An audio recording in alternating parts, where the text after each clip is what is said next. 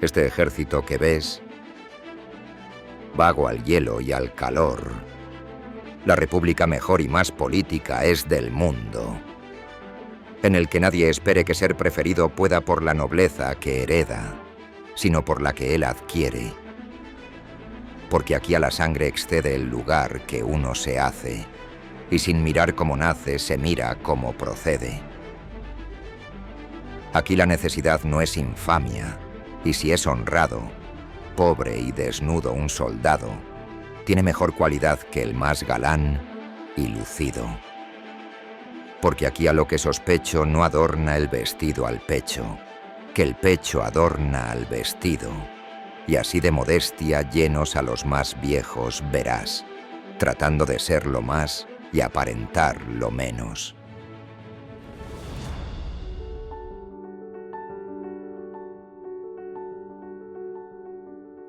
Bien, Bien. mucha gente. Digamos, Mucha gente en el metro.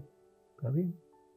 Bueno, aún no estamos en Navidad, pero ya se veía el mogollón, ¿no? Sí, ya. Ya. Pero bueno, también las horas, depende de las horas. Las horas, sí, sí.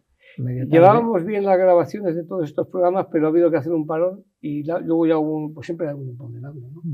Pero bueno, ese aspecto. Oye, yo te quería un poco preguntar por la Guardia Civil. Tú que, pues no sé si eres así o eres guardia, sigues siendo Guardia Civil retirado, pero o ya no. Ya no, ya no, dejas. Hombre, el espíritu siempre lo llevas, el espíritu y el alma, pero el resto ya nada. Pues como el ejército. Como el ejército, ¿no? Sí. Lo militar. Mantienes el rango, pero testimonial. Rompes el vínculo con. Sí. Ya te paga otro ministerio. Te paga otro ministerio. Y. No quieres café, ¿no? Yo que no. Y realmente pues ya no estás, tienes esas... Es una leyenda, como decía uno cuando se jubiló, dice yo soy leyenda. Tienes el privilegio de que te puedes poner el uniforme en determinados actos, vas por tus antiguas unidades de vez en cuando, cada vez menos, porque va cambiando la gente, pero cada vez la gente ha cambiado. Claro, y ya no estás, o sea, es que lo notas al día siguiente, que ya no estás en el ¿Al día siguiente has bajado un escalón? Sí, ya notas que no estás. ¿Lo notaste al día siguiente? No, todo el mundo lo nota. Todo el mundo al día siguiente, sí. Notas que ya no estás. Ya no estás. Ya, aunque... Ya no te llaman tanto. Bueno, eso por descontado. Eso se rompe... Se rompe al día siguiente. De repente no hay llamadas. No, pero bueno, pero es lo normal, ¿no? Lo normal. Oye, ¿y lo de ser Guardia Civil? ¿Eres hijo de Guardia Civil o tienes Bueno, familia? yo soy hijo de Guardia Civil, pero en realidad mi padre fue muy poco Guardia Civil y porque hizo unas oposiciones al ejército de tierra. Era ingeniero técnico de armamento de construcción. Armamento de construcción, sí. Politécnico. Bueno, ahora se llaman politécnico, entonces era ingeniero de armamento de construcción. Había los ingenieros y los auxiliares. Y los ayudantes. Eran tres. Y los ayudantes, sí. Tres categorías. Sí. Tu padre era de armamento de construcción. Y era auxiliar, era ayudante, no me acuerdo bien. Pero yo realmente no había tenido contacto con la Guardia Civil. No, la primera vez que entré en un cuartel, entré de teniente. O sea, que fuiste a la Academia de Guardia Civil. Sin embargo... ¿Pero por qué pediste Guardia Civil? Sin embargo, era nieto. ¿A tu abuelo era Guardia Civil? Era nieto y hijo de Guardia Civil. Aunque claro, tu padre estuvo muy poco tiempo. Yo no lo conocía, de hecho. No. O sea, pero te tiraba lo de la Guardia Civil. No, mi decisión vino, me acuerdo, en el verano, verano anterior de empezar COU. Tenía que elegir qué tipo de COU había, que teníamos 3 COUs, el COU de Ciencias Puras, el de Ciencias Mixtas. No sé de qué año me hablas, del 77. El COU de Ciencias Mixtas, y después estaba el COU de Letras en función había un COU de Letras, un COU de Ciencias Puras, sí, algo así. Y Ciencias Mixtas. Sí. Entonces, en función de la carrera o estudios que pensaba seguir, ¿no? Y entonces yo sabía que iba a ser el Ciencias Puras porque digo, bueno, pues si no me voy a la Academia General, ya tenía hermanos que eran cadetes. ¿Y hermanos tuyos que están en la Guardia Civil o en el Ejército? En el Ejército. ¿En el Ejército de Tierra? ¿En qué armas? ¿En infantería? Infantería. Y entonces, bueno, pues... y ese verano, pues... me lo pensé un poco mejor y dije, bueno, me atrae más un poco sin conocerla. Sin conocer nada, o sea, a la aventura. A la aventura, a la Guardia Civil. Buscaba más un poco el trabajo que tuviera una componente científica. No. Que fuera como unos resultados más inmediatos, ¿no? No era... buscaba más el día a día, la variedad de... La resolución de las cosas. Eso es, llegar a buscar el fin de las cosas que fuera inmediato, ¿no? Aquí son servicios, y después la variedad de la investigación. Tienes la falta de investigación, la falta de prevención, aunque no tenías mucha idea de cómo funcionaba ese mundo, es lo que me atrajo. Y entonces dije, bueno, pues de todas maneras, si no ingresaba ahí, pues ingresaría en infantería. Infantería, sí. Entonces se elegía, ¿no? Tú marcabas si querías ir al Ejército de Tierra, Guardia Civil. Se elegía después de primero. Después de primero, que era selectivo. Ahora selectivo, tú hiciste selectivo. Claro, primero era selectivo y al final de primero era... La promoción 37. 37. Al final de ese año, primero que era selectivo, tienes que elegir. Ahora es al revés. Ahora se elige en el momento que haces el momento, ya cuando estás haciendo examen, marcas, dices, quiero ir al Ejército de Tierra. La preferencia. Sí. Ya se fue o sea que lo de llegar a ser Guardia Civil, un poco, no digo de tal, pero sí, bueno, voy a probar esto, a ver si. Pero tenías, no te desagradaba. No, era lo que querías probar. Y pues hombre, a medida que vas avanzando y ya tienes clara la idea, pues ya te vas enterando, ya vas prestando. Y luego ibas a la Academia de Aranjuez. Después de la Aranjuez, ¿no? Después de la Zaragoza, de la Zaragoza había que ir a Madrid, estaba en Madrid de aquella. Estaba en Madrid entonces. Y a mí me pilló el cambio, estuvimos un año en Madrid y al siguiente año en Aranjuez. ¿Cuántos años has estado en la Guardia Civil? Pues 40 y tantos. Hombre, si ingreso oficialmente, pues a mí salgo publicado como cadete de la Guardia Civil en el 78 hasta el 25. 47. Unos cuantos. ¿Y cómo ves? Lo máximo que se puede estar. ¿no? 18 y 47, 65. Entrábamos con 17 años, o sea, hoy sería inviable. O sea, yo juré bandera con 17 años. Con 17 años. Te tenía que dar tu padre la autorización para... Tenía que dar tu padre. Para menor de edad. Joder, pero de aquella la normativa la permitía porque eran cadetes y tal. Y yo juré bandera en agosto del 77. Del 77. 17 años. Entonces, y hice guardias con 17 años. 17 años. Sí, porque el selectivo era una cosa muy rara, porque en realidad eras un soldado. Eras un soldado voluntario que si luego no ingresabas te valía como la mili hecha. Si yo me presenté a la 38 y luego ingresé a la 39 y tenía las 4 probadas de físicas que te pedían. Sí. Y luego ya nos dijeron, oye, es que aunque tengáis las 4 probadas es que ya en la 38 no hay sitio, pues estaba el sistema ya saturado. Y al año siguiente, la 39, ya fue oposición. Y ahí ingresé. Me pareció mucho más fácil que tener que estar un año entero, que si a Monte la Reina, al campamento las fases que había. Eliminatorias cada fase. Pero reconozco que era un sitio, era algo muy selectivo, es decir, el que entraba después de todas esas pruebas ya había, no digo que fuese un Ironman, pero había pasado muchas pruebas. Para que había mucha gente que lo volvía a intentar. Y que se acumulaban. Y volvía a empezar. Se acumulaban, pero siempre empezaban de cero. Empezaban de cero, volvían a empezar. Tenían ya mucho ganado. Hombre, la experiencia en un campamento, la mitad, si la Reina, yo recuerdo que la mitad éramos nuevos, pero la otra mitad eran veteranos. Entonces, el veterano se sabía poner las botas de 3 hebillas, sabía limpiar el fusil, y tú no sabías ni cómo atarte ni cómo salir a formar. No, y cuando se prestaba a posición, se sabía el temario. Y se sabía el temario. Volvían a entrar muchos. Sí. Y luego, en la Guardia Civil,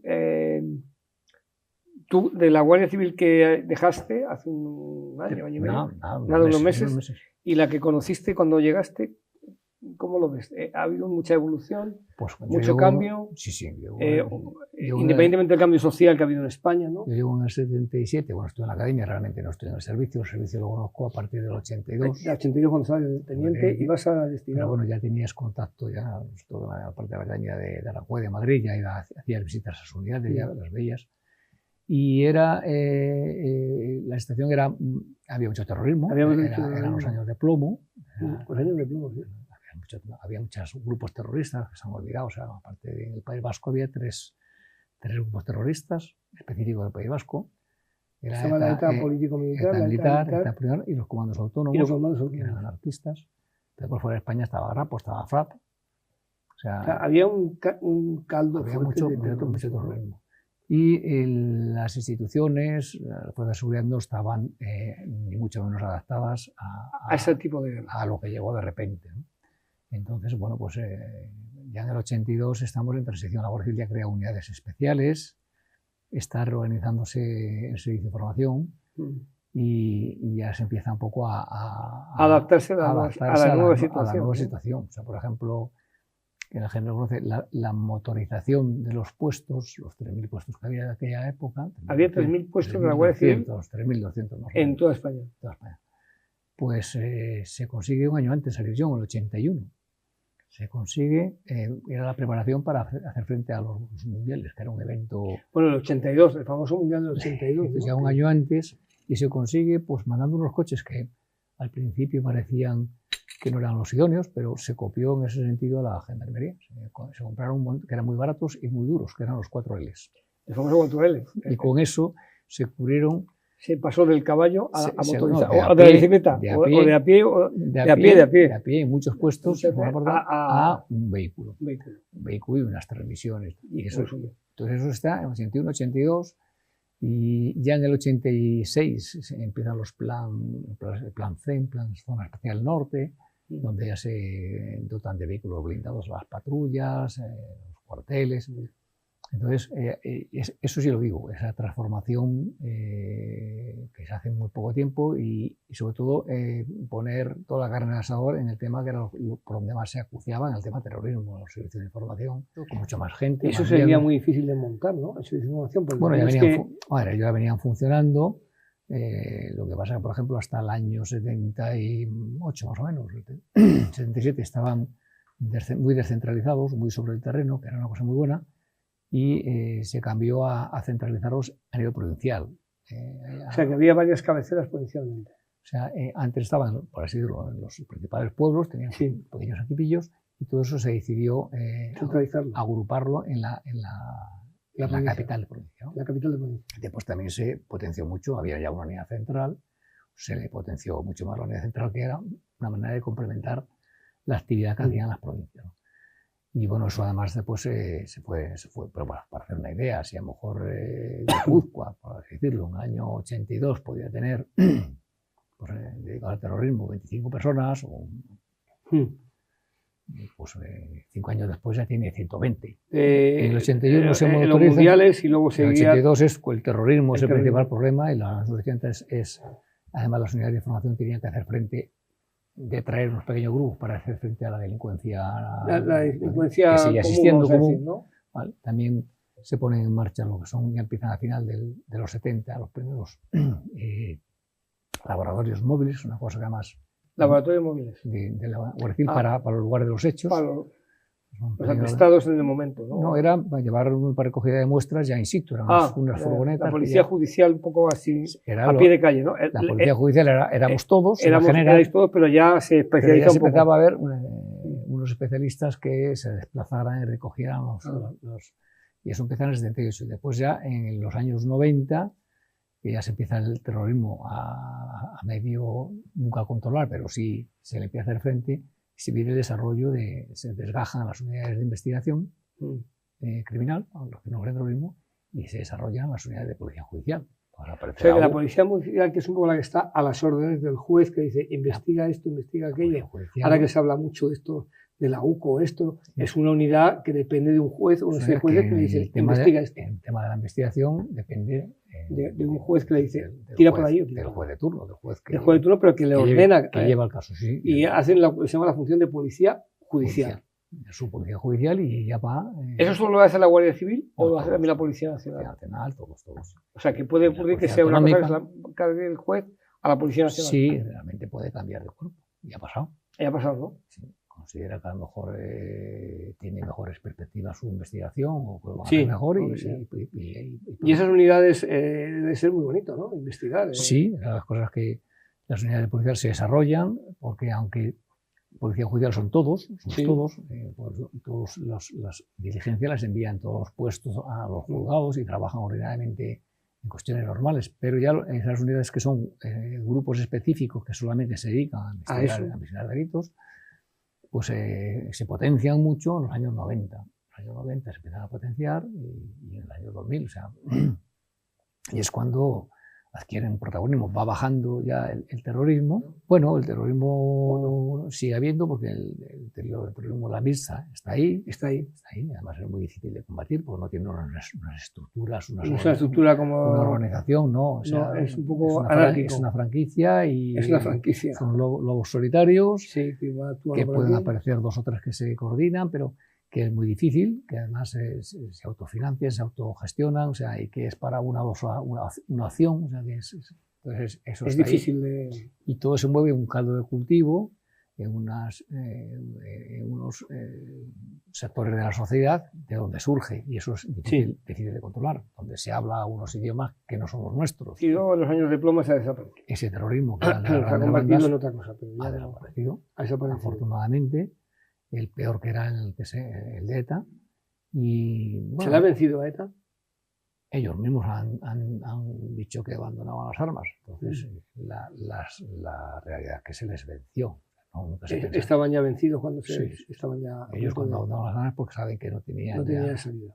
O sea, las cúpulas y al final caían... Estaban tantas veces descabezadas que ya no había... Bueno, prácticamente 1 año y medio que iban cayendo. O sea, que ya, y el número de... Y cada vez se afiliaba menos gente, ¿no? Cada vez el rechazo social también hizo mucha mella, ¿no? Claro, para reclutar gente, ¿no? Si la gente cae muy rápida, pues también...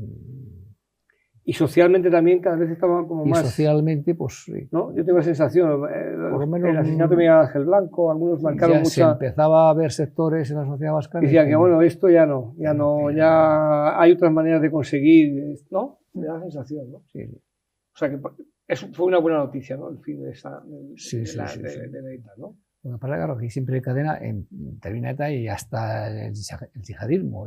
Claro, ahora está la otra parte. El mayor atentado que hemos tenido ha sido el 11M. El 11M, o sea que prácticamente estaba solapado. Pero los años de plomo fueron años muy duros, ¿eh? Fueron muy duros. Yo recuerdo estar en la academia y había una psicosis tremenda. Atentados en Madrid. En toda España. En toda España, pero en la casa cuartel de la Guardia Civil, en no sé dónde. Ahora lo vemos como algo de 40 años, pero... La psicosis que había de coche, las bombas Lapa, había que mirar debajo del coche. Tenías que mirar debajo del coche. Hemos pasado muchas horas mirando todos los días el coche, con los chicos separados del coche para que se vea la bomba. Cuando ibas a un sitio no podías decir lo que eras. Tenías que colgar la ropa para que no la viese el vecino. Por eso digo, yo creo que, desde luego, que no haya muertes es estupendo, ¿no?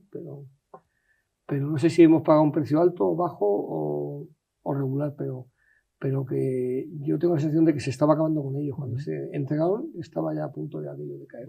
Usó todos los medios posibles, los gobiernos fueron conscientes del grave problema, porque podía poner en riesgo la propia existencia del Estado, ¿no?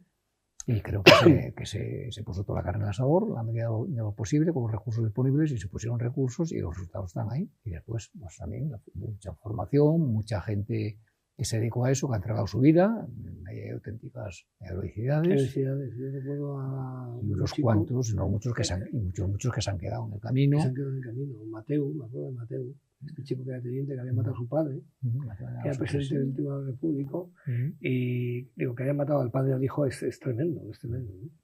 Tremendo. Y eso. Oye, hemos elegido para el tema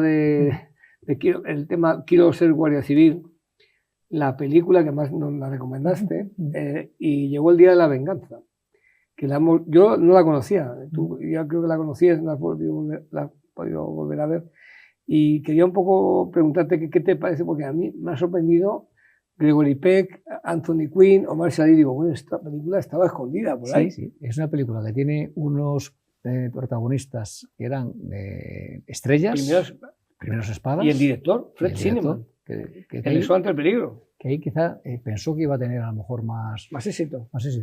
En España la prohíben hasta que llega la democracia. Estuvo prohibida. Sí, pues claro, porque... ensalza la figura del maquis. No es que lo ensalce, sino que lo justifica o lo pone a la misma altura que le guardia civil. De idealista, ¿no? Entonces, claro, eso no cuadraba en la época de los años 60. Pero cuando a partir del 78, 79 la dejan ver, la gente no va a verla. Es de blanco y negro, la consideraban ya muy antigua. en los años 70 había el destape, entonces, el cine porno, y claro, eso como que no encajaba. Y color. Y entonces y pasa desapercibida. Pasa muy bien. Y en el extranjero, que es donde la podían haber visto antes de eso, pues era una temática que yo creo que le rebalaba un poco. Muy lejano, ¿no? Al público americano creo que le daba igual. No, lo veía como un paisaje. Y al público europeo, pues como lo veían ajeno. No le decía nada. Entonces, siendo una película muy buena, de primeros espadas, pasó desapercibida. Y la traje, se la recomendé primero para darle vistosidad. Hombre, el terrorista piensa que está actuando por unos motivos ideológicos, por idealismo, pero en realidad estás cometiendo barbaridades de asesinatos. En el caso del maquis, pues en los últimos años además, el maquis realmente tenía que haber durado solo 10 años. Que fue cuando los nostálgicos de la guerra civil, se infiltran los cuadros de mandos, quieren volver a cambiar el régimen, intentar captar gente y a base de la guerrilla sublevar zonas del país. Y entran, pues, pero claro, eso no funciona, o sea, no tienen el apoyo que esperaban. Y de hecho, pues el Partido Comunista, que era el que lideraba un poquito el exterior, da la orden de retirada. Pero no se retira. Hay algunos que no se quieren. Hay muchos que no se retiran, que es un modo de vivir y que al final quedan pues sobreviviendo de mala manera y delinquiendo. En el caso de la película, pues él ya había abandonado la actividad, el maquis, el Anturre se llama, pero muestra, en el caso de la frontera con el País Vasco, muestra una metódica ilegal que viene del carlismo. O sea, los carlistas estaban en Francia, se infiltraban, atacaban, cogían terreno, después ojos perdían y se volvían pero hacían infiltraciones. Entonces se ve el mundo del contrabando, que era el que les proporcionaba la información y les facilitaba los pasos. Se veía pues la estructura que tenían dentro de los enlaces que les proporcionaban información e incluso los alojaban. La parte segura, su santuario en Francia. O sea que es muy parecido a lo que hizo ETA. Claro, ETA cuando empieza a trabajar, pues son las estructuras o sea que estos carlismo, habían visto esa película. Del maquis. La habrían visto. Además aparece un zulo. Creo que habrían visto la película. O sea, es tan fácil es tan abrupta la frontera que realmente cuando fue ETA era muy difícil interceptar un paso. Claro, porque no podías cubrir todo, ¿no? Es una delincuencia ancestral del contrabando. Es el contrabando llevado a otro sentido, son ¿no? poblaciones enteras que la información la tienen y buscan el momento, el lugar y el sitio donde saben que no hay vigilancia. Entonces, con el sistema de pastoreo que había, los contrabandistas no sabían para quién era el paso, pero se aseguraba que iba a haber un paso, ¿no? Siempre iba a haber uno. No saben, entonces, claro, y es un goteo permanente. Entonces se ha intentado muchas veces y se han hecho operaciones para intentar interceptar los pasos y es muy difícil. Es una aguja o un pajar. A mí me parece una película muy... Bueno, si quieres vemos un tráiler, si te parece. Vamos a ver un pequeño tráiler de esta película desconocidísima, ¿vale? From the famed director of High Noon and From Here to Eternity, new peaks of suspense. Behold a pale horse.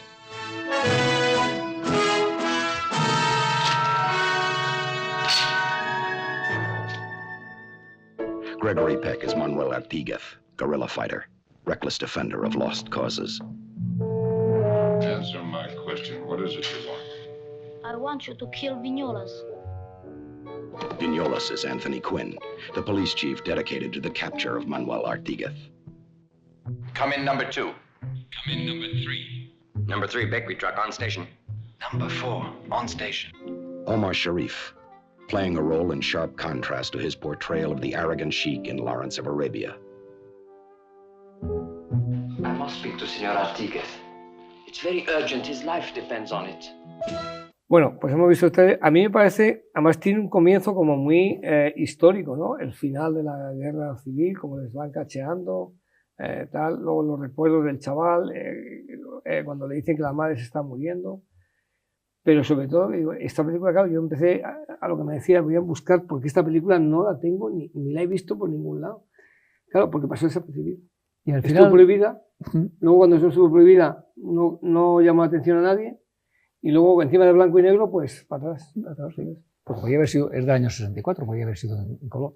Y al final, la moraleja que puedes sacar es que, primero, por la parte de Viñolas, que es el capitán de la Guardia Civil. Viñolas, sí. Y Arte Ahí no hay ningún componente ideológico. O sea, no. O sea, para él son bandidos que y dice, ¿ha matado usted un maqui? Dice, no, un delincuente. Y que a lo largo de su vida profesional pues ha habido francamente y ha perdido gente, ha perdido su propia fuerza y por la tragedia de las familias.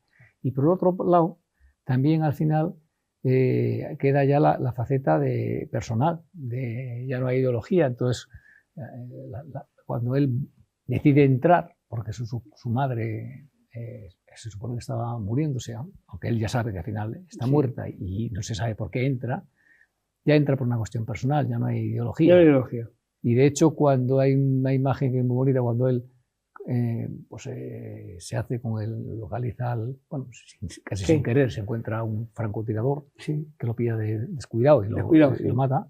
Entonces se queda él con el fusil. Entonces tiene la opción de matar lo tiene en la punta de mira al capitán en la ventana y se da cuenta que al lado está el informador, el doble agente que iba con él. Y entonces, habiendo entrado por la cosa de mato a este, porque ha matado a un amigo mío, pues mueve el fusil y decide matar al traidor. O sea, al informador. Sí, esa imagen, y luego cuando le sacan así y le ponen al lado de la madre. Pues la camilla esa al final, ¿no? Prefiere matar al informador, que era el contrabandista, que era el que hacía el doble juego. El doble juego, a la gente doble. A mí me ha parecido muy curiosa y muy bien documentada. Además, si la ves, los uniformes, los saludos de los guardias civiles, mi capitán, no sé qué. O sea, no está hecha mal esa película. Sí, no está bien. Y el paisaje, que te crees que es del País Vasco, reproduce el paisaje, zonas, calles de Vitoria, pero son decorados hechos en París. O sea, está hecha en París. Claro, eso no podían hacerlo aquí. Claro, aquí no se podía hacer, y además por encima luego... Claro. O sea, está hecha en París. Pero tú de Fred Zinnemann... Y son decorados, reconstruyen una calle... Pues mira, de París, el único que conozco es que la mujer de Gregory Peck era francesa. Y Anthony Quinn, pues era mexicano, el director montó allí pero ahí montó una, lo hizo en París. Reprodujo, o en algún villorrio de París alrededor, y ahí reprodujo una calle de Vitoria. Y reprodujo una calle de Vitoria. Qué curioso. Y edificios. Hicieron uno de Carosa que se gastó. Hombre, decorar eso. Pero claro, y además en blanco y negro, cuando ya apenas hacían películas en blanco y negro, en el año 64, la del tren. El día más largo del 61, pero ya todo el cine se hace en color prácticamente. Incluso ya empieza a ser caro hacerlo en blanco y negro. Digo que Fred Zinnemann, el de Su ante el peligro, pero es una fotografía muy brillante. O sea, los contrastes. Está muy bien hecha la película, ¿eh? Muy bien hecha. Pues claro, él no se produce la típica... Aunque el título no es Llegó el día de la venganza, detrás de un caballo vallo. En inglés. En inglés. Esa manía que tienen de ponerlo. Porque es un poema que va, el combatiente va detrás de un caballo vallo. Entonces, esa manía de poner algo para que te rompas la cabeza. Traducirlo, ponemos una cosa distinta. Y luego tú le das otro decimos, dice, y llegó el día de la venganza. Como ese título dice, joder, esto parece aquí un poco mal. O sea, el título en español tampoco muy brillante, ¿eh? Y además, no es la típica película americana, tendría que acabar con un duelo entre los dos. No. Ahí a él lo matan los guardias. Lo matan los guardias. Y además, y luego tiene la nobleza de decir, no era un maquis, era un delincuente. No era un bandido, un bandolero que Pero claro, yo entiendo que a lo mejor en la España de los 60 esa película no podía... A lo mejor, el papel del cura también, Omar Sharif, es muy... Sí, cuando le dice, me tiene que decir, dice, yo no puedo decirle... Claro, él se ve ahí atrapado. Hay una, como yo confieso, de Montgomery Clift, que el cura le piden que dice, yo no puedo decir... Pero ahí refleja el mundo, decir, que él se ve como una moribunda, que no sabe que la moribunda le dice eso, dígale a mi hijo que no venga, y entonces él se ve, sabe que su hijo es un bandolero, un bandido, que está en Francia, y ¿qué hace? Pero al final, le puede y va, y dice, bueno, pues voy a decírselo. Sabiendo que está haciendo... Y entonces, pues... Pues oye, yo creo que deberíamos volver a hablar de más temas de la Guardia Civil, porque yo creo que es el instituto armado que menos películas tiene en España. Pues hay pocas. Las típicas son el primer cuartel, Guerreras Verdes, y luego sé que hay algunas series de televisión posteriormente. Y hay una que se llama Cuerda de Presos. La novela era muy famosa, pero no tiene muchos registros. Que es un traslado que hacen de presos, de un preso, una pareja, lo tiene que llevar desde una provincia, no sé cuál, hasta Vitoria. Y va pues andando en tren. Está basada en 1890, o sea, al final del siglo, aunque la película es también del año 50 o 60. Y es curioso también, muestra un poco el mundo del traslado de los presos. El traslado que también es y ahora se está estrenando otra, este año, que muestra la vida de una mujer civil. ¿Qué va a la Guardia Civil? No, infiltrada por la Guardia Civil en ETA. En ETA. Pues si te parece bien, buscamos dentro de unos meses otra película para ir a la Guardia Civil. Pues muchísimas gracias, Ángel, y bueno, pues para el método va a ser, pues te vamos a acompañar. Muchas gracias. Venga. Aquí la más principal hazaña es obedecer. Y el modo como ha de ser es ni pedir ni rehusar. Aquí, en fin, la cortesía, el buen trato, la verdad, la firmeza, la lealtad, el honor, la bizarría, el crédito, la opinión, la constancia, la paciencia, la humildad y la obediencia, fama, honor y vida son. Caudal de pobres soldados que en buena o mala fortuna, la milicia no es más que una religión de hombres honrados.